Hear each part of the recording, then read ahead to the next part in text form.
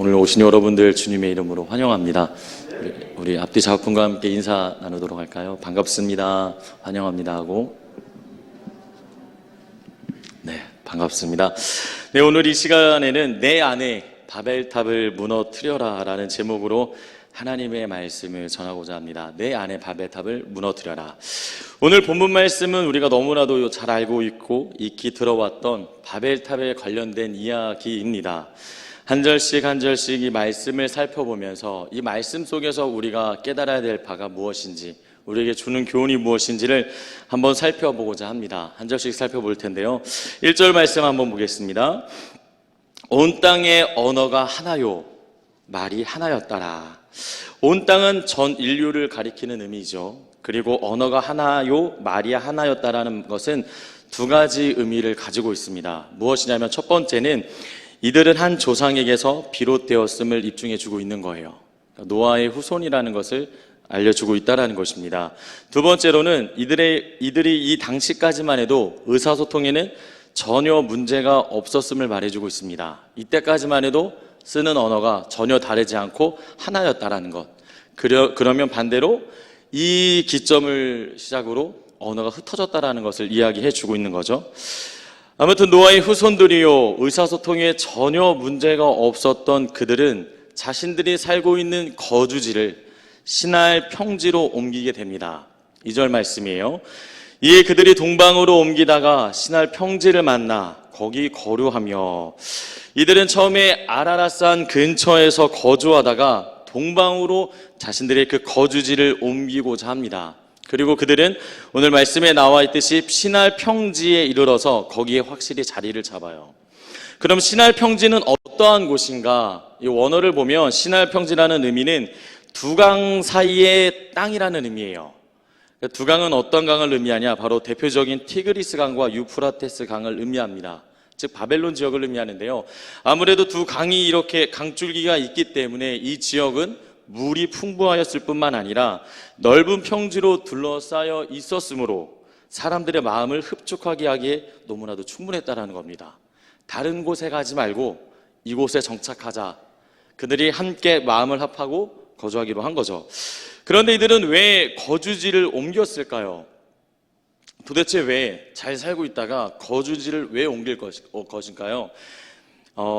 이 2절 말씀에 그 숨은 뜻이 있는데요. 동방으로 옮기다가라는 말에 그 힌트가 있습니다. 여기서 옮기다라는 그 말의 원어를 보면 기둥, 말뚝을 뽑다라는 의미예요. 그러니까 이게 무슨 말이냐면 이 본문 말씀에서는 이거보다 더 그 의미가 확장되어서 기둥과 말뚝을 뽑아 장막을 이동하다라는 뜻으로 사용되는데요. 즉 이들은 장막을 이용해서 생활했던 자들로서 이동을 하려면 장막을 지지해두던 말뚝을 뽑아야 됐습니다. 쉽게 말해 유목민이었다라는 거예요. 늘 이동을 하면서 살았던 자들이라는 것입니다. 그런데 그들이 기둥과 말뚝을 뽑고 한 지역을 택해서 거주지를 옮겼다라는 말은 무슨 의미냐면 유목민이 삶이 평탄할 수 없잖아요.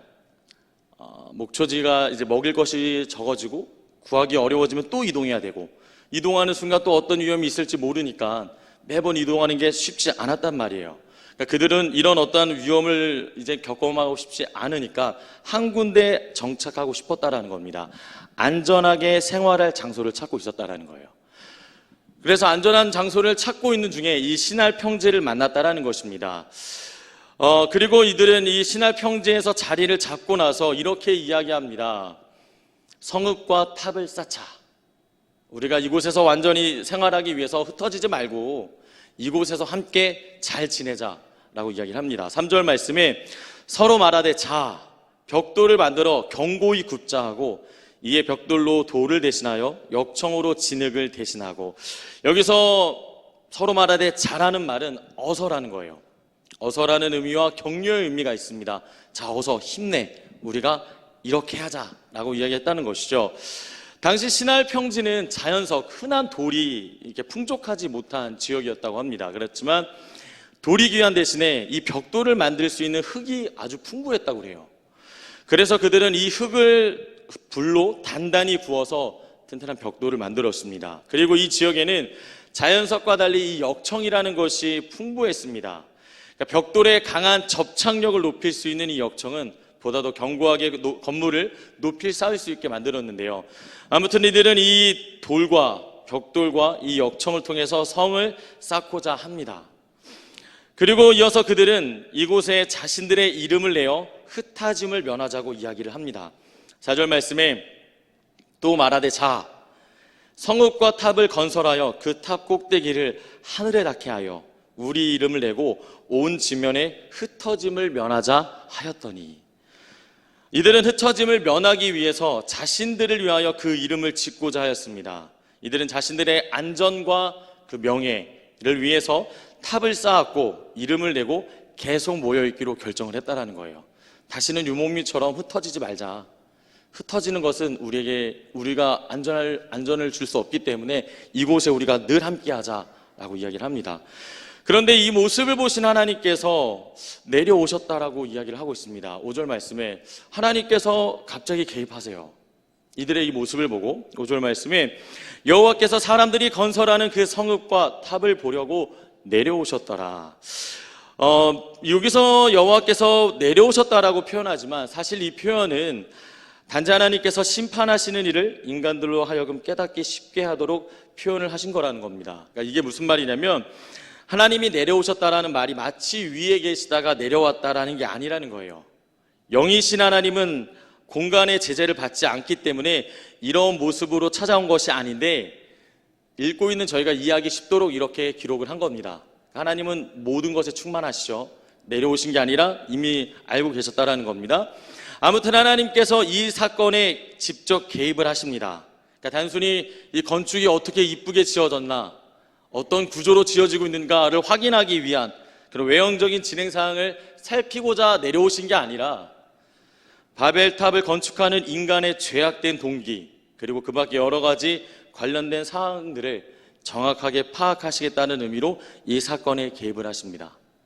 쉽게 말해 바벨탑을 쌓는 그것이 지금 저희가 1절부터 4절까지 봤을 때는 큰 문제가 없어 보이지만 이 안에는 아주 커다란 죄악이 숨겨져 있었다는 거예요. 그냥 유목민 생활이 아닌 모여서 생활하는 건데, 탑을 쌓은 건데, 그냥 이름을 낸 건데 이게 그렇게 큰 잘못인가? 라고 생각할지 모르지만 하나님이 개입할 만큼 이 안에는 심각한 죄악들이 숨겨져 있었다는 겁니다.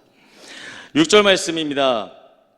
여호와께서 이르시되 이 무리가 한 족속이요 언어도 하나이므로 이같이 시작하였으니 이후로는 그 하고자 있는 일을 막을 수 없으리로다. 이 말씀은 인류가 공동체적인 범죄가 가능한 조건이라는 거예요. 언어가 하나이고 한 족속이다라는 말은 이들이 죄를 지면 함께 짓고 이들이 죄를 범하면 함께 범한다라는 그 의미입니다.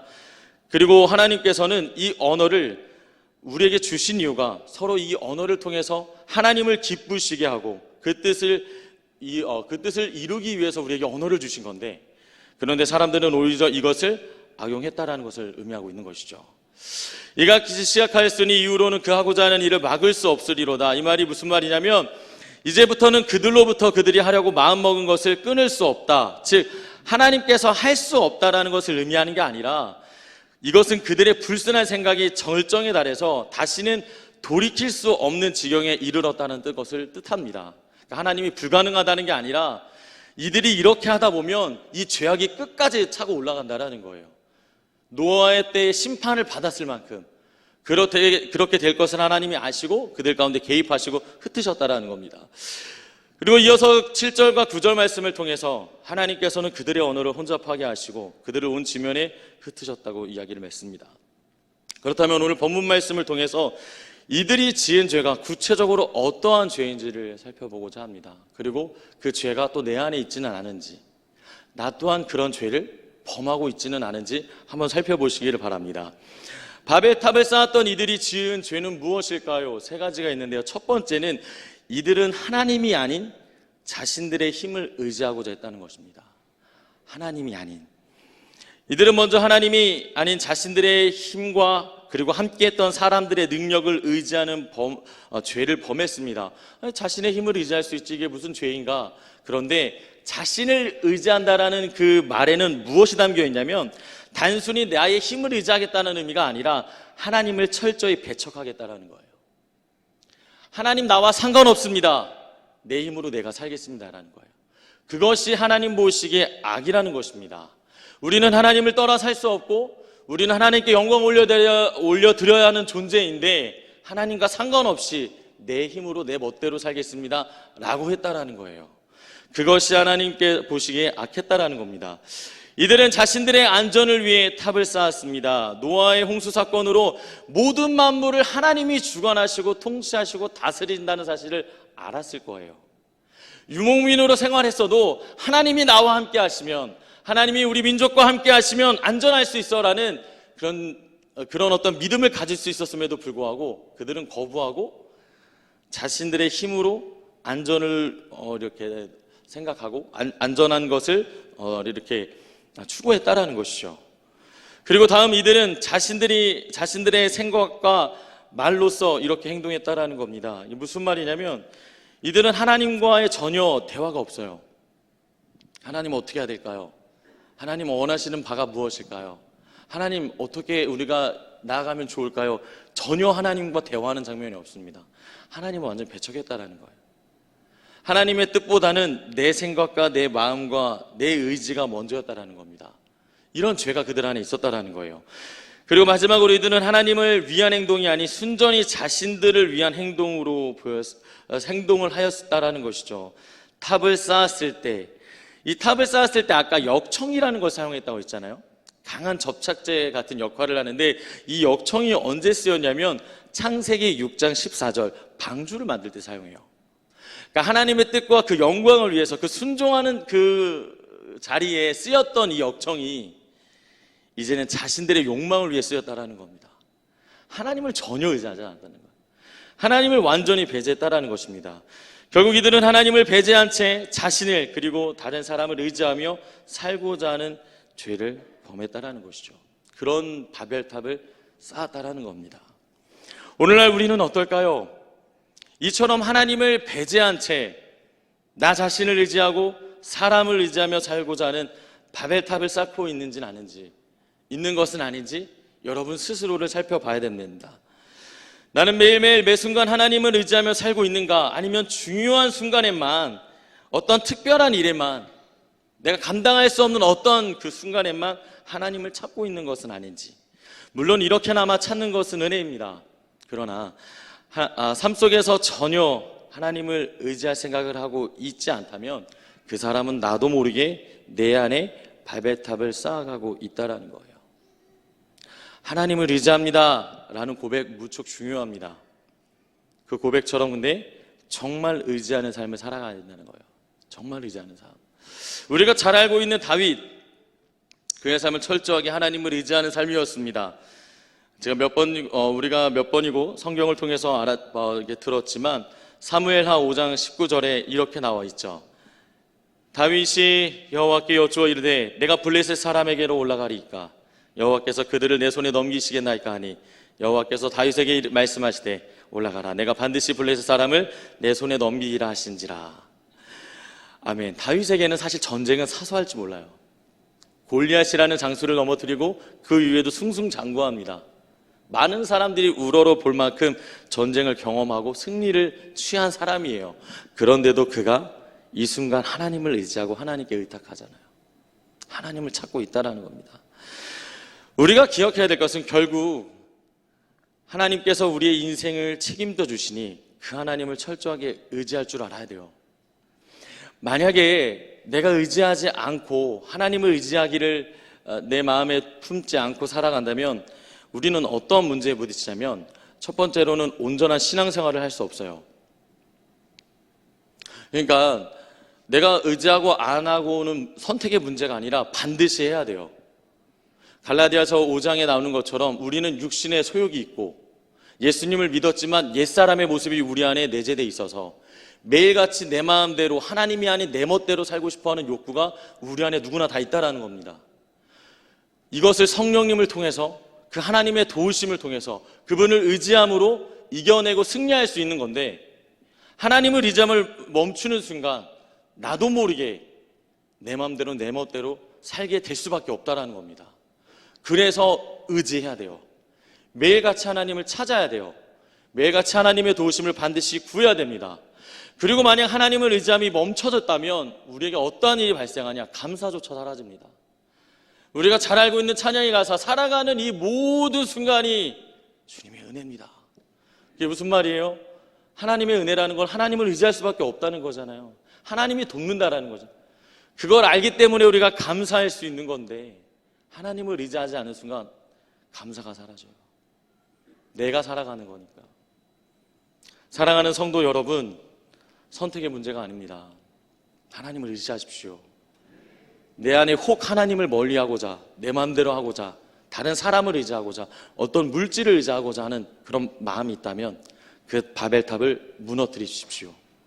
그래서 정말 주님만 의지하는 여러분 되기를 주의 이름으로 축복합니다.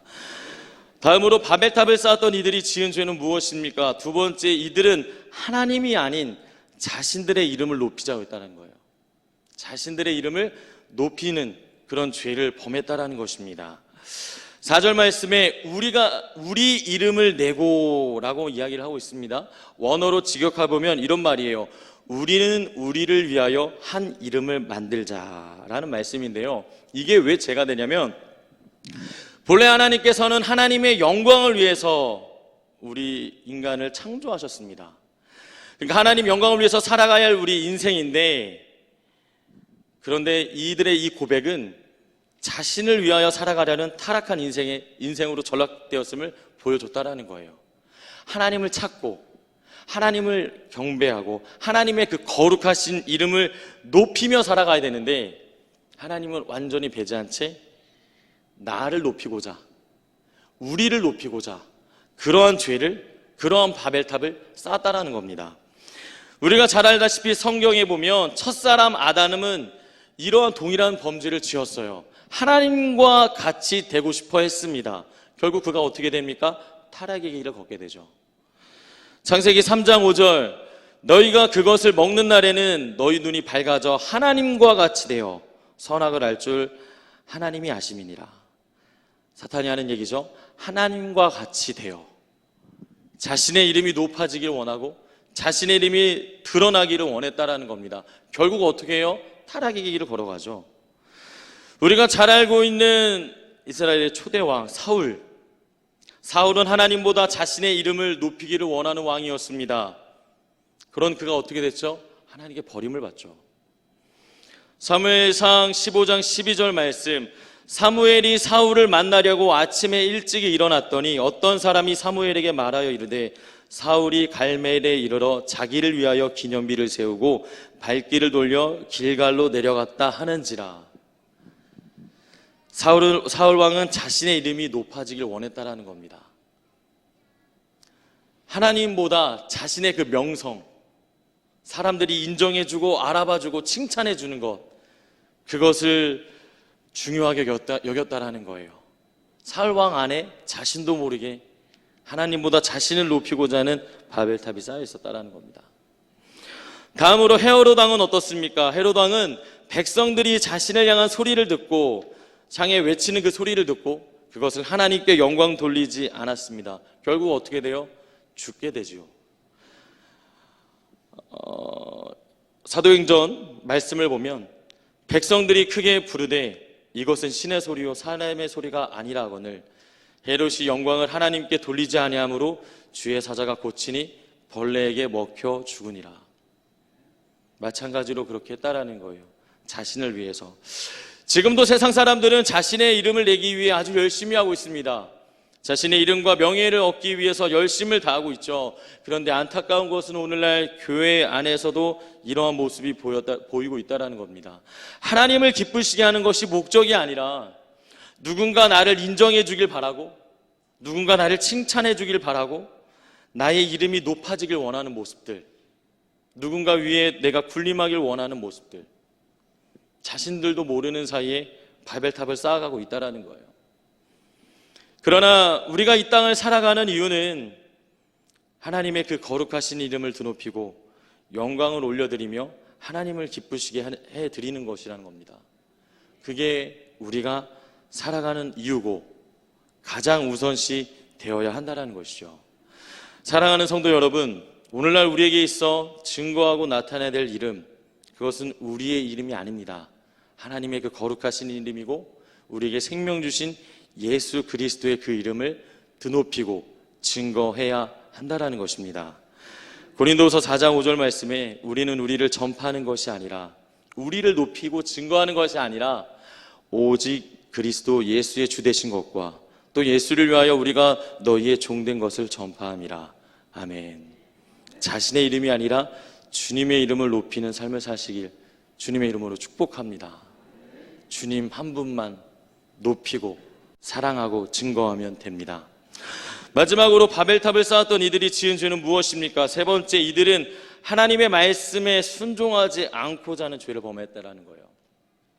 바벨탑 사건 속에 이들이 지은 죄는 무엇이냐면, 이들은 하나님의 말씀에 불순종하기를 원했다라는 겁니다. 이게 무슨 말이냐?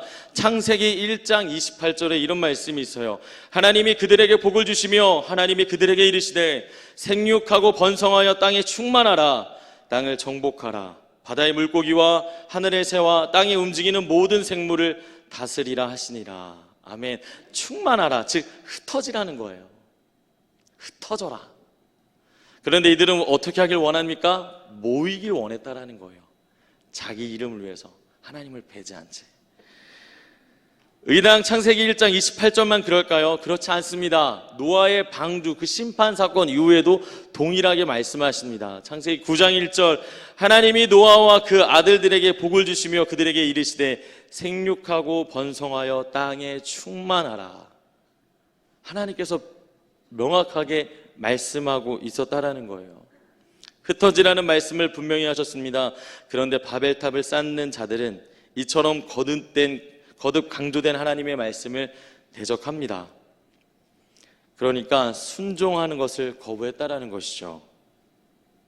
이런 불순종의 모습, 오늘날 나에게 있는 것은 아닌가? 오늘날 내가 주의 말씀에 순종하고자 애쓰는 것이 아닌 불순종하기를 결단하고 있는 것은 아닌가? 어느 정도는 순종하고 어느 정도는 불순종하며 살아가는 것은 아닌가? 나의 시간을 빼앗기거나 나에게 어떠한 불편함을 준다면 순종하기를 거부하는 것은 아닌가? 우리 자신을 살펴봐야 됩니다. 성경의 인물을 보면서 어떤 청년이, 제가 예전에 사역했던 곳에서 청년이 이런 우스갯소리를 했었어요. 성경의 많은 인물들이 어떻게 이런 죄를 지으며 살아가는지 모르겠습니다. 하나님 잘 섬기면 될 것 같고 하나님 잘 믿으면 될 것 같고 그럼 복 주신다는데 왜 이렇게 할까요? 근데 제가 그 청년에게 이런 말을 했어요. 그렇게 두드러지는 죄를 짓지는 않을지 몰라도 그러면 형제는 정말 순종하기 힘쓰고 있습니까? 한참 고민해 보더니 아니요. 그러니까 누구를 탓하지 못한다라는 거예요. 그러니까 우리가 성경의 아담과 하와의 사건을 보면서 어떻게 저렇게 하나님께서 에덴 동산에 살게 해주셨는데 저런 죄를 짓지? 어떻게 저렇게 그 순간 참지 못하고 불순종하지? 라고 생각할지 모르는데 그런 불순종이 저희에게도 있다라는 거예요. 불순종하고자 하는 그 마음이 저희에게도 있다라는 겁니다. 다른 누군가를 살펴볼 것 없고 다른 누구랑 비교할 것 없고 나는 어떠한가를 살펴보면 된다라는 거예요. 나는 진짜 순종하고 싶어 하는가? 아니면 그 순종을 거부하고 있는 것은 아닌가? 너무 슬프게도 교회에 이런 말들이 있다고 하잖아요. 은혜 받기를 두려워한다. 왜냐하면 은혜 받으면 하나님이 기뻐하는 많은 일들을 해야 되니까 그게 두려워서 은혜 적당히 주세요. 이런 우스갯소리를 하는데 진심으로 하는 분도 계시더라고요. 얼마나 슬픈 일입니까? 마땅히 순종해야 될 우리가 어느 순간부터 마땅히 거부할 수 있는 자들로 변해버린 것, 내 안에 바벨탑을 쌓고 있는 것은 아닌가 살펴봐야 된다는 것이죠. 말씀을 마치고자 합니다. 오늘 말씀의 주제, 내 안에 바벨탑을 무너뜨려라 입니다. 내 안에 바벨탑, 하나님 외에 다른 것을 의지하는 죄, 하나님이 아닌 자신의 그 이름을 높이고자 하는 죄, 그리고 하나님의 말씀에 철저히 불순종하고자 하는 그 죄, 그것을 의미한다고 했는데요. 이러한 죄를 무너뜨리십시오. 여러분 안에 이러한 죄가 있다면 무너뜨리십시오. 회개하고 그 죄에서 돌아서시길 바랍니다. 그리하여 하나님만 의지하는 여러분 되기를 바랍니다. 그리하여 자신의 이름이 아닌 하나님의 그 거룩하신 이름을 높이고 예수 그리스도를 증거하며 사시는 여러분 되기를 바랍니다. 그리하여 그 말씀을 듣고, 하나님의 말씀을 듣고 아 좋다, 아멘으로 화답하는 것으로 끝나지 말고 행함으로써 순종함에 이르기를 주님의 이름으로 축복합니다. 오늘 이 말씀을 통해서 여러분들에게 주신 그 도전들, 이 도전들을 통해서 하나님께서 분명히 역사하실 것을 믿습니다. 내 안에 역사하시고 나를 변화시켜 달라고 우리 함께 기도하고 부르시기를 주님의 이름으로 축복합니다. 기도하겠습니다. 할렐루야. 사랑이 많은